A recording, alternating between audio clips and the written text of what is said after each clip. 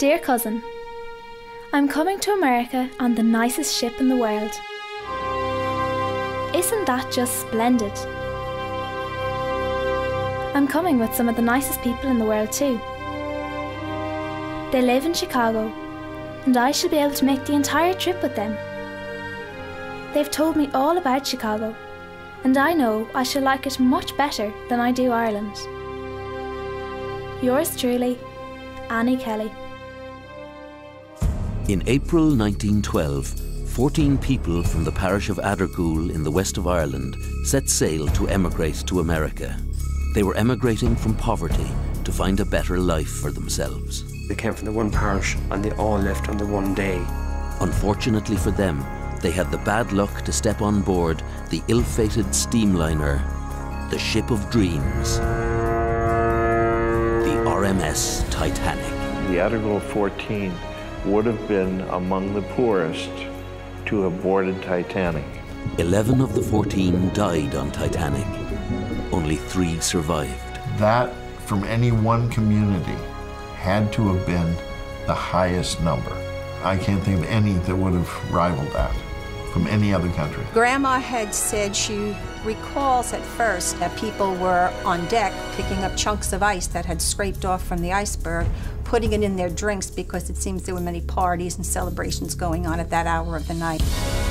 Many of the survivors said at night they would have nightmares, and what they would hear is the screaming of the people in the water.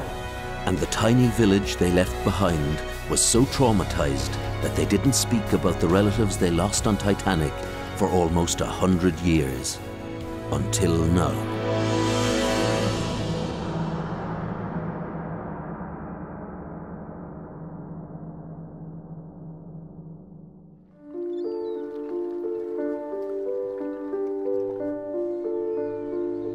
Addergoole is a small townland in North County Mayo on the west coast of Ireland. It's a remote but scenic area situated between the shores of Lough Conn and the foothills of Navan. At the heart of Addergoole is the tiny village of Lahardane.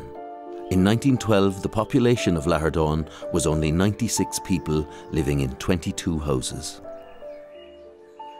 The Addergoole story was one of the most tragic of the people's stories on Titanic.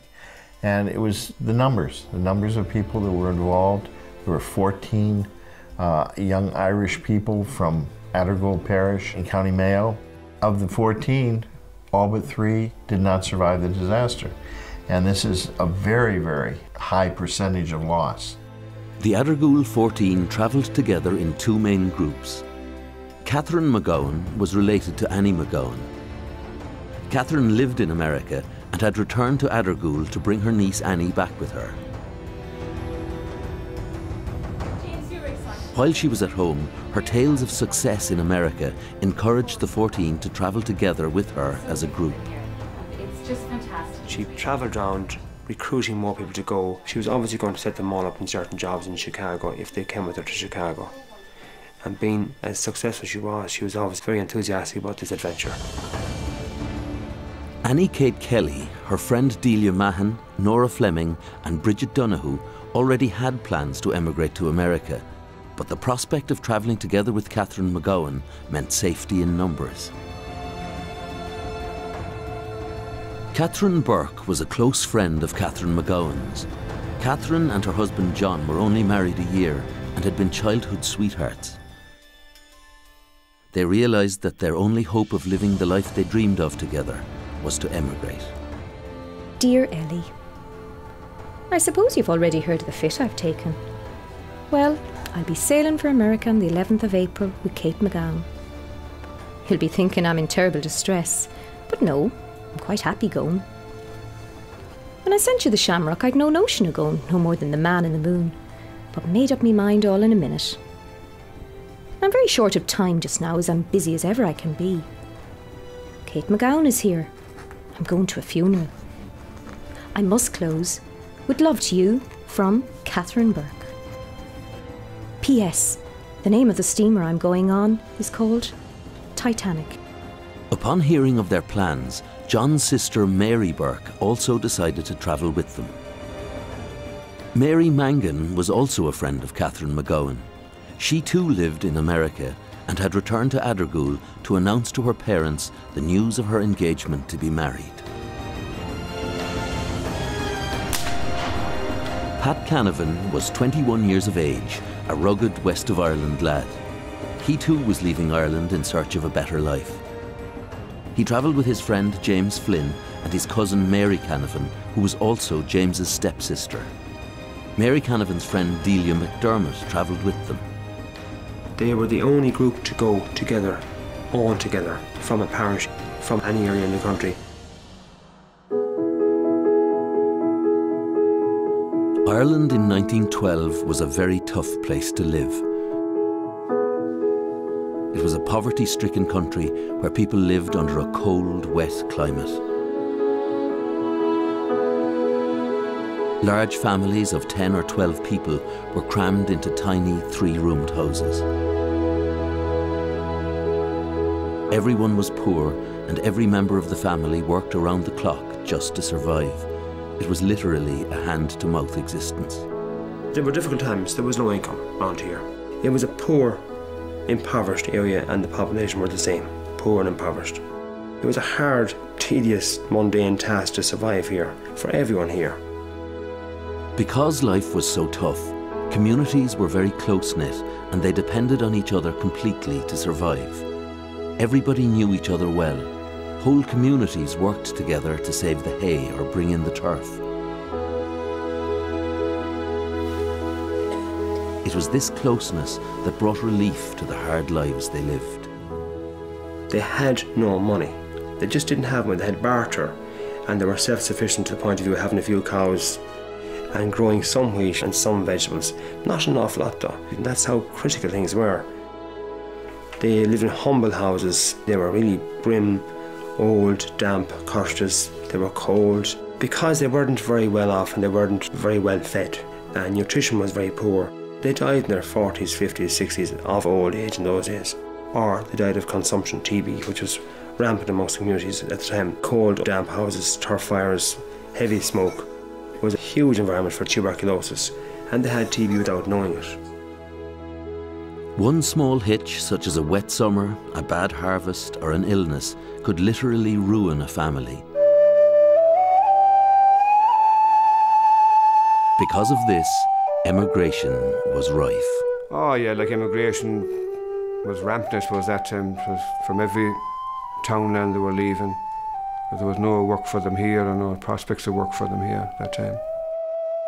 Between 1850 and 1912, over 4 million people had emigrated Ireland, a huge figure considering the population was only 8 million. Nearly every family in Ireland had a relative abroad.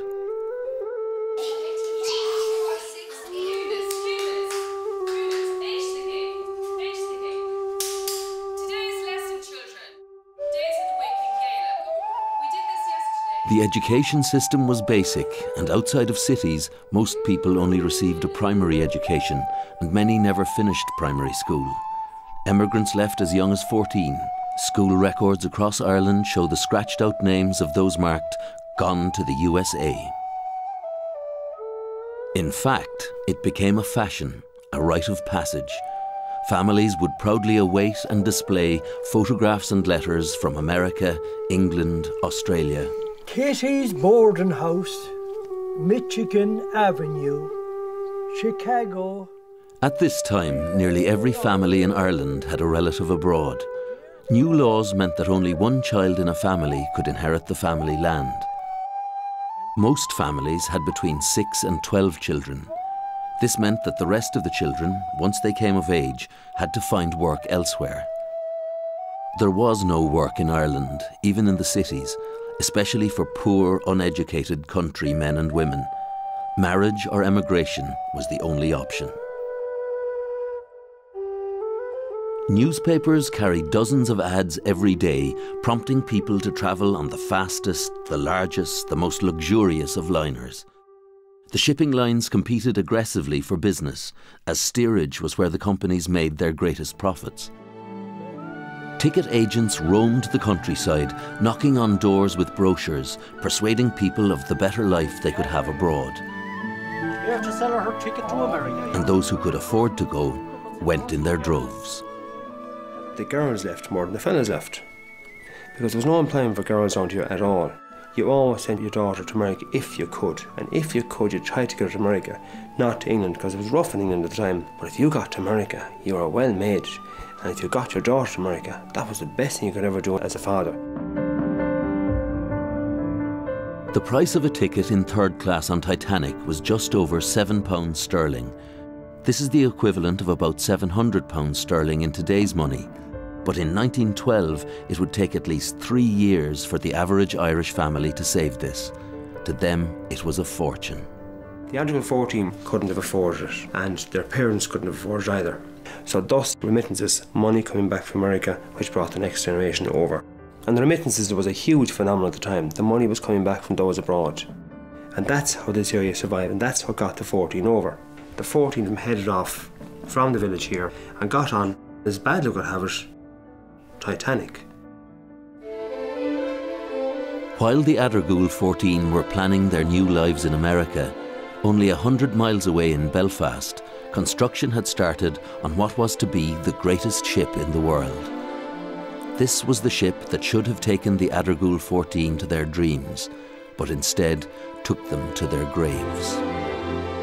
Construction began on the Titanic in 1907. It took 3 years to build. At the time, it revolutionized sea travel, as it was the largest, fastest, and most luxurious ocean-going steamliner ever built. It was the first ship that was guaranteed unsinkable. Titanic cost £1.5 million sterling to build. In today's money, that's £400 million. Harland and Wolff employed 15,000 people during this period. With such a massive weekly payroll, the Harland and Wolff shipyard in Belfast became the biggest private employer in Ireland at that time.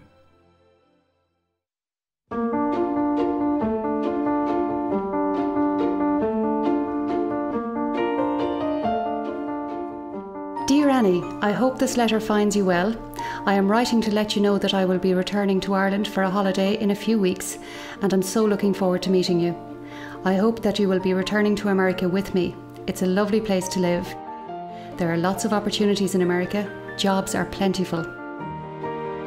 Yours faithfully, your loving aunt, Catherine McGowan. 14 was a considerable number. In contrast, when people left in 1s and 2s, they left all together as 14. Probably orchestrated by one person amongst them all, Catherine McGowan.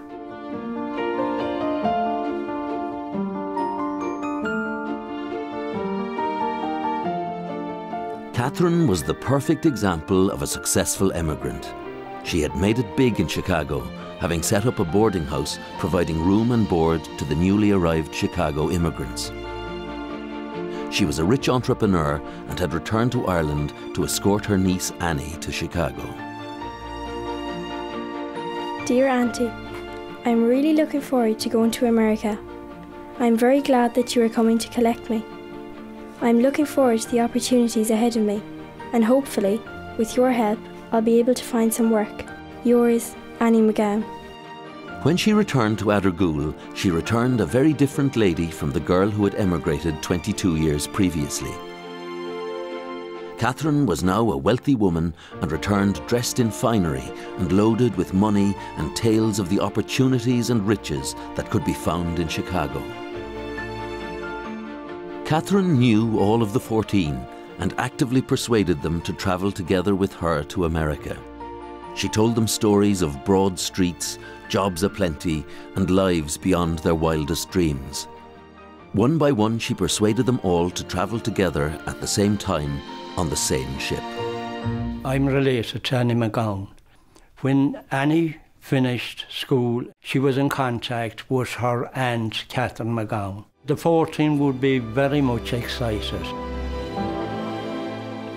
because they all had the same expectations as Catherine McGowan told them about. They probably thought that they could attain the same status as Catherine McGowan by going to America.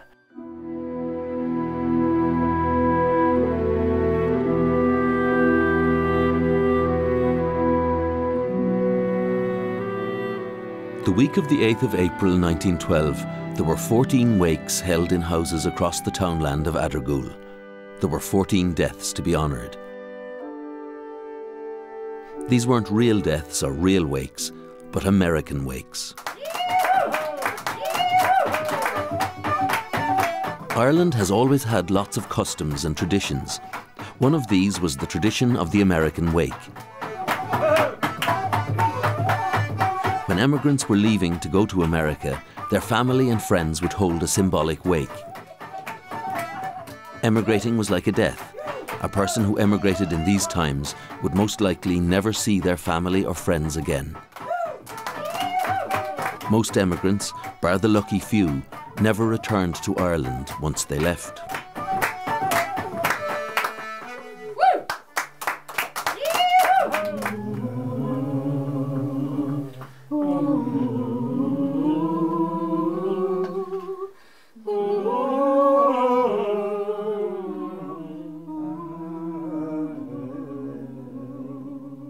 These were very emotional affairs and bittersweet, very sad for the family of a person leaving and for the person themselves, but also the prospects of a better life were exciting.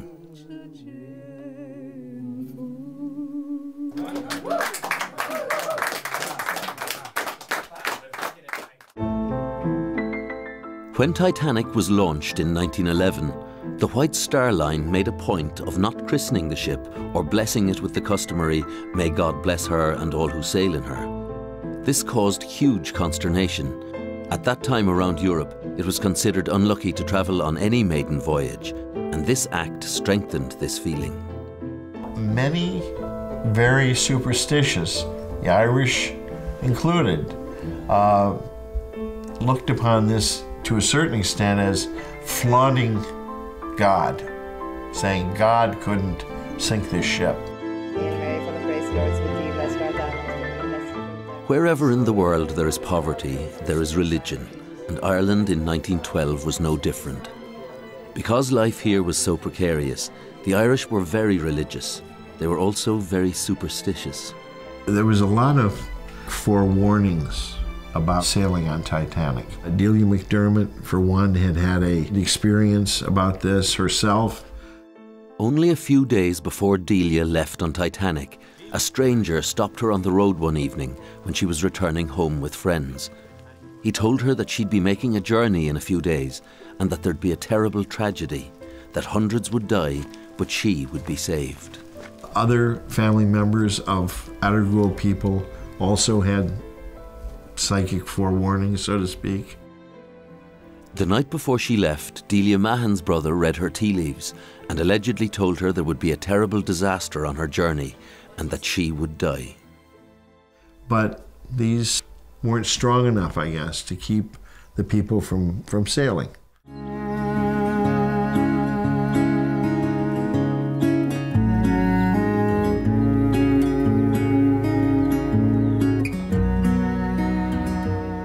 The day before the Addergoole 14 left Ireland, they spent their final hours preparing, packing, and with family.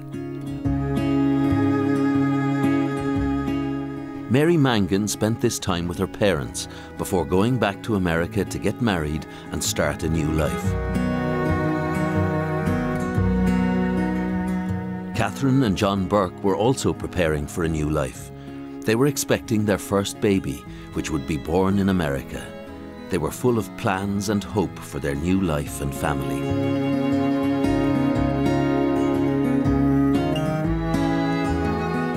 Delia McDermott's mother told her that to be a lady in America, she had to wear a hat, that all ladies wore hats there. She told her that to be a real American lady, one must arrive in New York wearing a hat and gloves. The day before Delia left, her mother took her to Hickson's shop in Crossmolina to buy her first hat and gloves.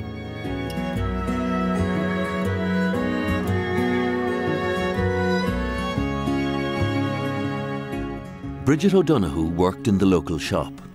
The day before she left, the 3-year-old daughter of the shop owner asked Bridget to send her back a ring from New York. To get the sizing right, Bridget measured the little girl's finger with a piece of string.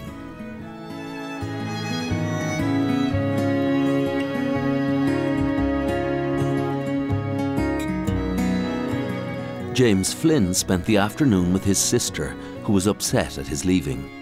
She had been deaf since birth, and James was the only one of her family or friends that could sign with her. He promised he'd send her a ticket for her passage once he got to New York.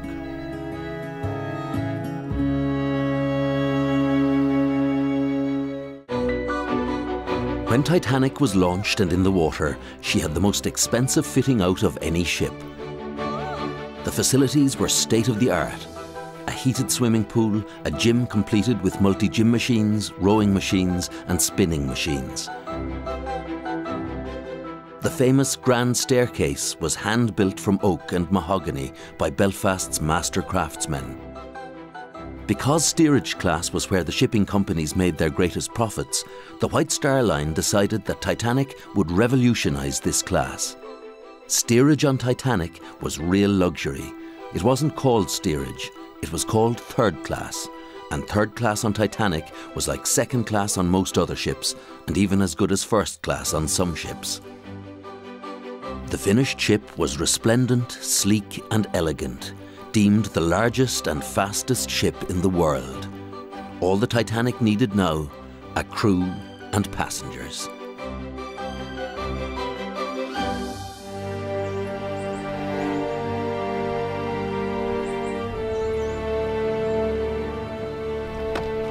On the morning of April 10th, 1912, the Addergoole 14 made their way to Castlebar train station. Goodbyes were emotional. They faced a 14-hour journey to County Cork to meet Titanic, which was now preparing to leave Southampton, England.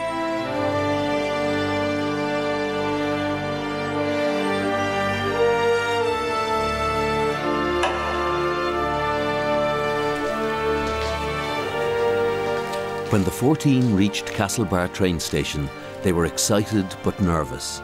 This was final, and they were now leaving home. 14 tickets to Queenstown.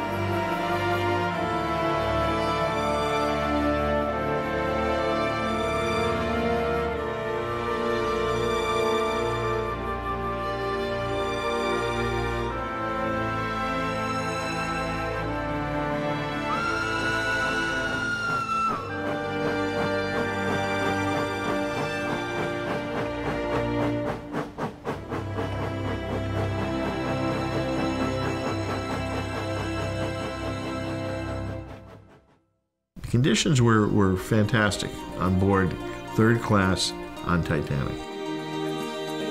The accommodations on Titanic were unbelievable in third class for these people. For the Addergoole 14, the experience of being on Titanic was amazing. It was the first time they saw electric lights, the first time they had the luxury of a bed to themselves. It was the first time they had proper washing and toilet facilities. It was the first time they had experienced silver cutlery, linen napkins and tablecloths. The people really appreciated this. I mean, they were using it. They were using the facilities that were available to them. And certainly enjoying the food that in many cases was probably the best meals they'd ever had. Having got on board Titanic, it must have been an extraordinary experience because here was the greatest liner ever built at the time. Third class on Titanic was extraordinarily high standard by comparison to other ships sailing over and back. Our 14th Addergoole would never have seen luxuries like these, even though they were travelling steerage class. This ship was the most luxurious ship in existence, the largest, the safest, and it was unsinkable. The 3 days the Addergoole 14 spent aboard the Titanic were among the best days of their lives. and life aboard Titanic reinforced their expectations of what their new lives in America would be like for them.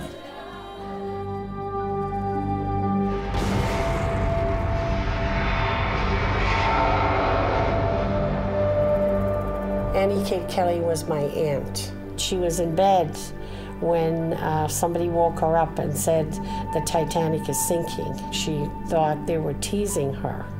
But then somebody else came and they said, oh yeah, you've got to get out.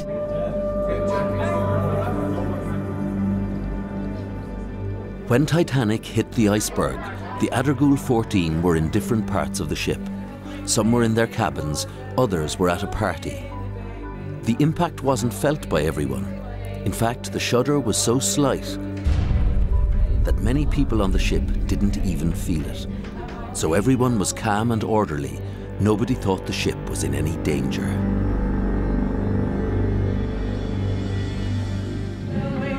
Grandma had said she recalls at first that people were on deck picking up chunks of ice that had scraped off from the iceberg, putting it in their drinks because it seems there were many parties and celebrations going on at that hour of the night. And most likely she probably considered there was no danger. Up until the disaster itself, these people were having a great time. They were having fun. They were doing things together. They were singing. They were dancing. When the Titanic hit the iceberg, this was 20 minutes to 12. Nora Fleming was celebrating her birthday, and she was singing on this fateful day. The stewards had told the Addergoole 14 that there was nothing to worry about, that they were to stay in steerage and above all, stay calm. They were told that they would receive further instruction as soon as possible. Nora Fleming kept singing to help the situation and to help keep people at ease.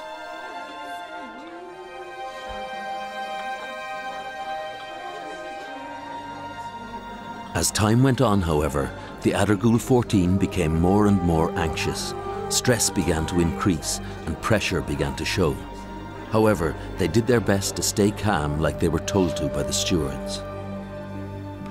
And I think that lasted so long until they saw the slant of the ship, the way it was sinking. And that's where the panic started. And despite the panic, the Addergoole group seemed very organized in this. The men came to find the women and realized we have to get out of here. We have to find a way to the lifeboat. The people in the steerage class weren't given access to the upper decks to get the boats. You could not get access to second class or first class from steerage. You had to go through gates and barriers, and they were kept that way, and they were manned by crew who were told to keep them down below until we had order. They knew from the beginning there weren't enough lifeboats for at least 1,000 people that were on board that ship. But it was even worse because the lifeboats are set up in such a way that the first 8 lifeboats were on first-class deck space. Now, no other class was allowed in that area. So those first 8 boats went off with almost entirely first-class people. The Addergoole group was very organized. The men got the women together and they started working up the decks. And the only way to do that till you got to the uppermost deck was by literally putting women in your hands and boosting them up onto the next deck. So literally, you had 3 or 4 decks you had to ascend to get to the boat deck. And it was only the last one that there was a stairway that could be used to get onto the boat deck itself. It has to be called heroic, I think. When the Addergoole group got to the lifeboat decks, there were only 3 lifeboats left. In the panic, the group lost each other in the crowd. Catherine and Mary Burke each got a place on a lifeboat, but when John Burke was refused access, both Catherine and Mary got out of the lifeboat to stay with him. Annie Kate Kelly was put on a lifeboat in their place.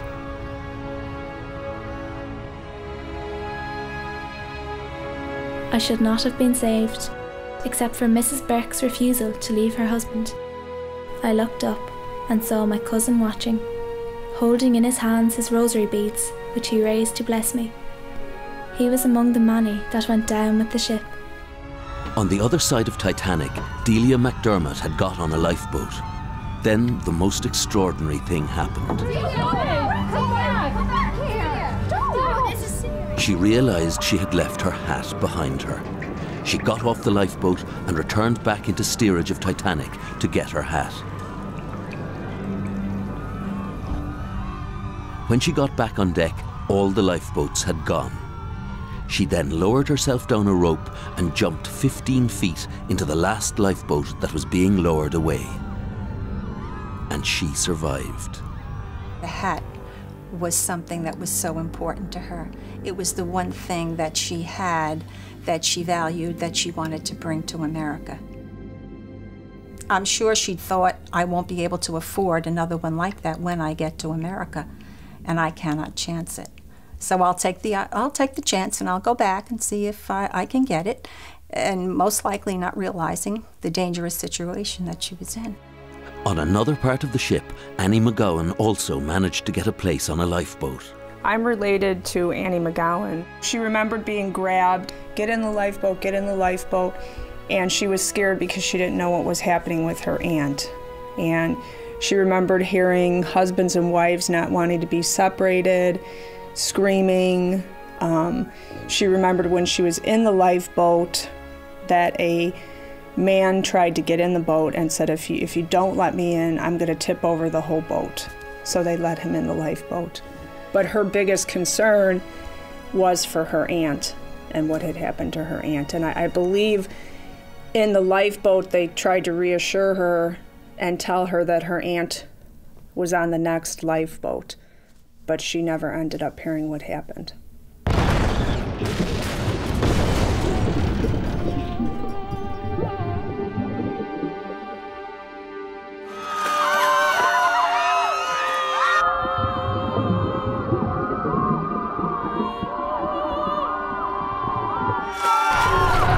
All of a sudden, she said it just busted in half, and she thought a boiler had broke, and that's what caused it. And that's when she said, you really heard a lot of screaming.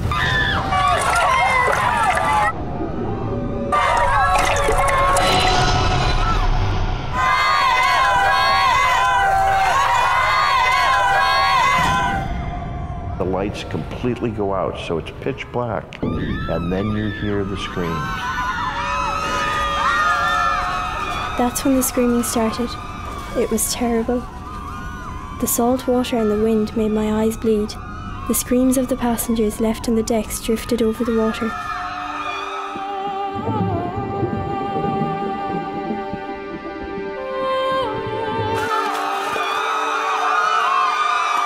It was horrible. Horrible noise, horrendous noise, unforgettable noise, and unforgettable cries and appeals from people who were drowning. Those who actually entered the water, when you land in the water, the temperature was 0 to 1 degree. Most of them wouldn't be able to swim for a start. If they wore life jackets, you can't swim with the life jacket on you. You float like a cork. The more you struggle, the worse it becomes for you, because you use up all your energy and you get cold rapidly. You last about 14-15 minutes and then you slip into unconsciousness. And you're dead within about 20 minutes.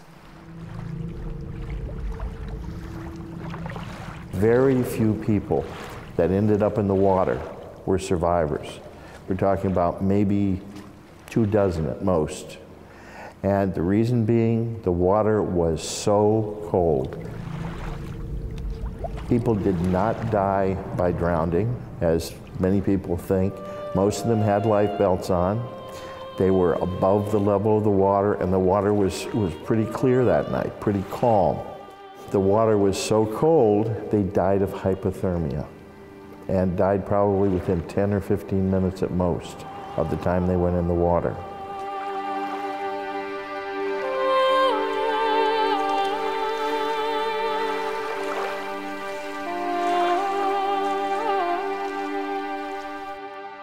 There There were just a few stars out, there was no moon.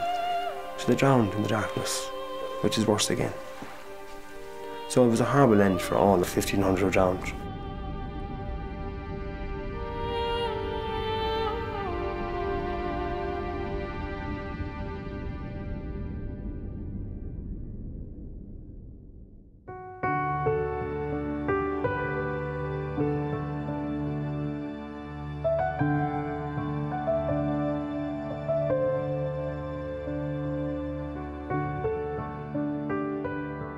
Of the Addergoole 14, only 3 survived Titanic. Annie Kate Kelly, Annie McGowan, and Delia McDermott.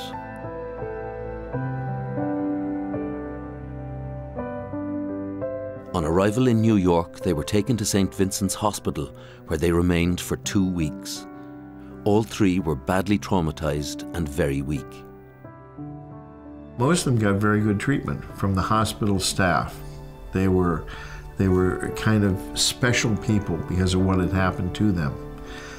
But that wasn't necessarily true of the representatives of the White Star Line. Annie Kate Kelly was my great aunt. The doctor was quoted as saying he didn't think she would survive. Every time she closed her eyes, she would relive the tragedy all over again. She couldn't eat, she couldn't drink. She was just distraught, which was a real contrast from the way I knew her. I knew her as a very, forthright kind of person, very witty, and with tremendous strength of character.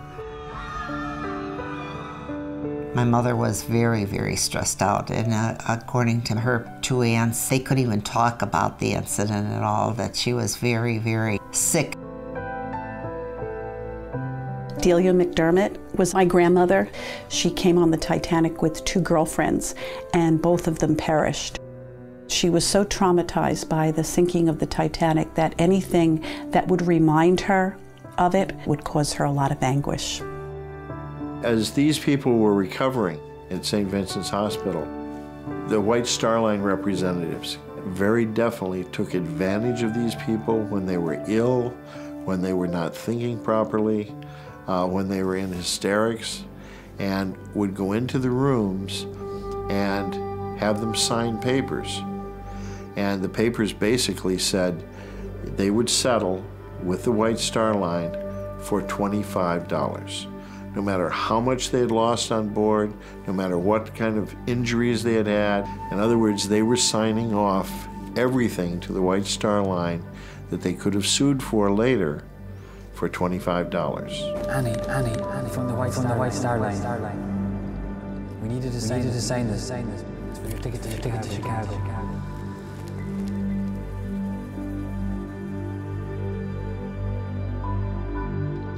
Annie Kate Kelly was a very good example of this. This happened to her. She did sign the papers, and she did get $25, and that was the extent of what she got for her belongings and the ordeal she'd been through.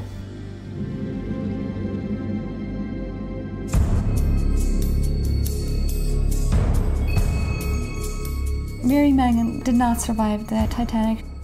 Her body was discovered on April 22nd. It was the 61st body to be retrieved from the water, and it was easily identified because of the jewellery that had been found and her effects.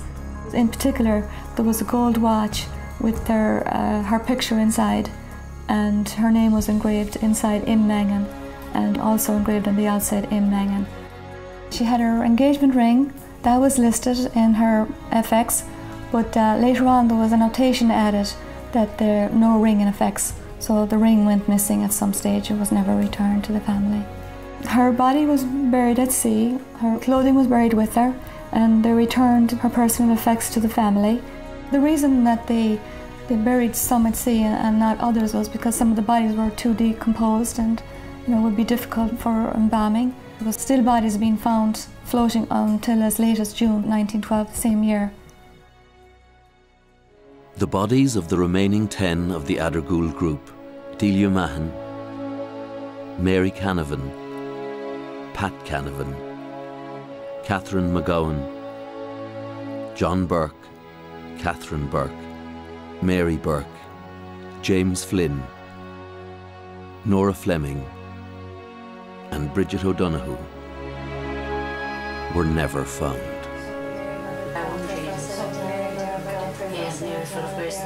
They didn't know in Addergoole for a whole week what had happened. They got wind after 5 days, but the information was inaccurate for a start, and it was exaggerated, and then they couldn't give you the proper story. No one knew who drowned and who survived. And then eventually the authorities had the names and numbers in New York. So it would have taken maybe 8-9 days for the news to come back to a household that their son, their daughter had not made it to America. When the news came, the pain was insufferable and they could do nothing about it. They had no body, they had no grave to go to. And it's very well described what happened. Pictures being put of the people on the beds. There were white, snow-white quilts, and you could imagine all the crying and the neighbours coming. I mean, the pain was always there. They went with that pain. They died with that pain. The important thing was to make a new life and get on with it, which they all did. They all made a new life.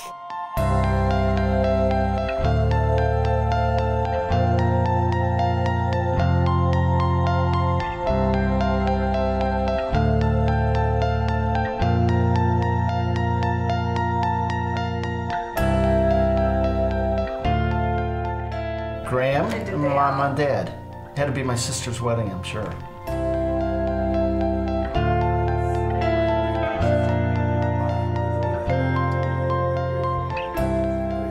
Here, Anne McGowan, baptized on July 9th, 1897, date of birth July 5th. However, remember the stories that she used to tell? Born at the stroke of midnight, so we got to celebrate her birthday on July 4th. She's the only person born between the 4th and the 5th. What that means, I never could. That's the truth. Annie McGowan was my grandmother. There's close to 100 of us that would not be here if she had not survived the Titanic. Annie McGowan was my mother. And when she came here, all she had was a nightgown, slippers, and a coat. She was sick for quite a while, and they were afraid that she would lose her mind if it was constantly brought up. And then, of course, her aunt had died on the ship. But once she started going on with her life and she got over the initial shock of the experience, I mean, I don't think you ever really get over it, but she led a normal life. And then she went to secretarial school and she got a job. And shortly after that, she met my dad and they got married. She had 3 girls. My sister Fran, my sister Jackie, and myself. My mother was a very strong lady, a very feisty, determined person. When she made up her mind to do something, she did it. Nothing was going to get in her way. She was going to get it done. She didn't like something, she told you. I discovered her newspapers in a drawer when I was a teenager. She had the original newspapers about the sinking of the Titanic in the drawer. And she never ever talked about it prior to that. And I asked my mother about it, and she said, just put that away and never mind, don't talk about it. And the next I heard was just before I got married, and we discovered that this was true. She was really on the Titanic, but she still would not talk about it. Growing up, she was terrified of the water. My mother never went in the water, ever. Never wanted us to go in the water either.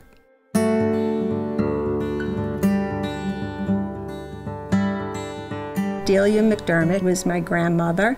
Delia has 34 descendants, and 30 of them are alive right now.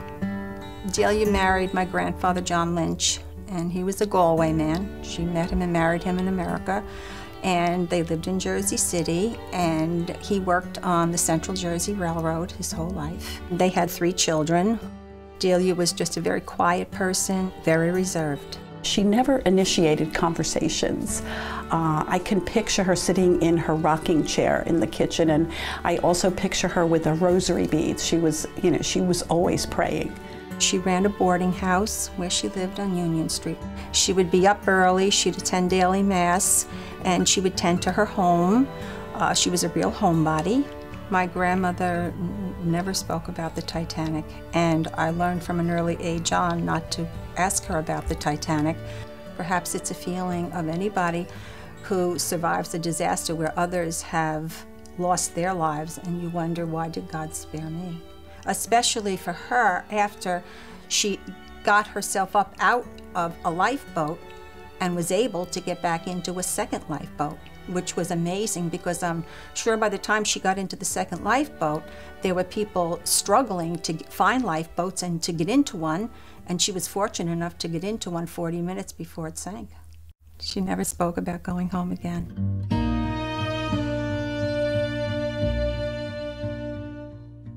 Annie Kate Kelly lived with her sisters. I think she was there for a time before she was able to pull herself together and you know, get out and get a job, you know.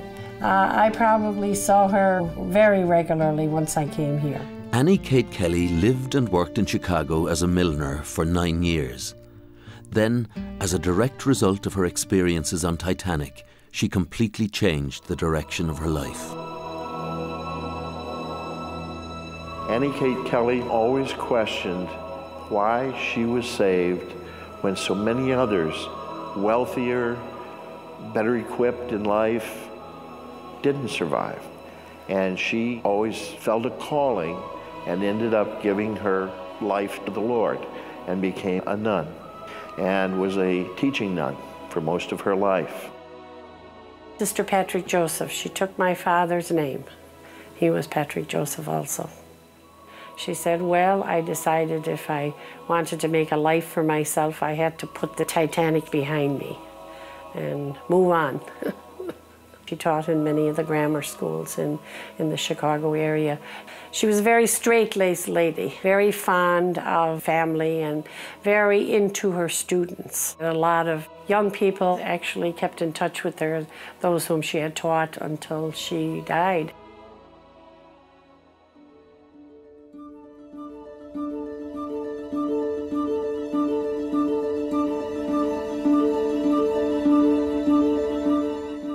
The village of Lahardon in Ireland still feels the pain of the Titanic tragedy 100 years on.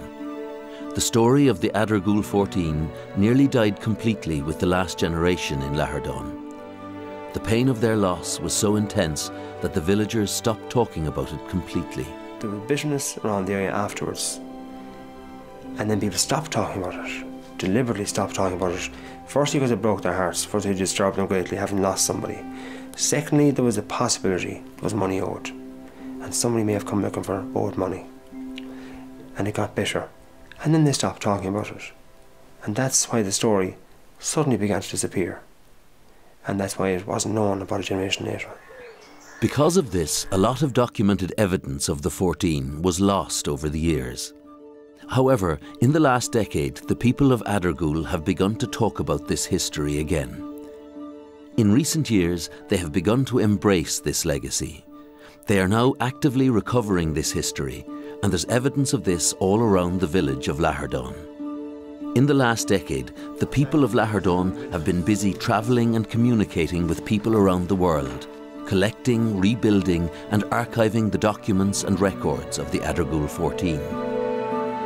This is Mary Mangan's watch, which was recovered from the Titanic. It was found around Mary's neck on a chain. At the back here then, I've got the inscriptions of Mary Mangan. She was probably just looking at it for the times for the train, thinking, how long have I got left before we get to the Titanic? The watch stopped at 2:20. It stopped when the Titanic sank into the water. We know that Mary Mangan would have gone into the water at that time. It's just amazing to have it. Relatives and residents with an interest in the Titanic are constantly working in different ways to commemorate the Addergoole 14. Obviously, we want to include the ship sinking. You can see the stern of the ship. But the most intriguing of all Lahardon's commemorations takes place here every April.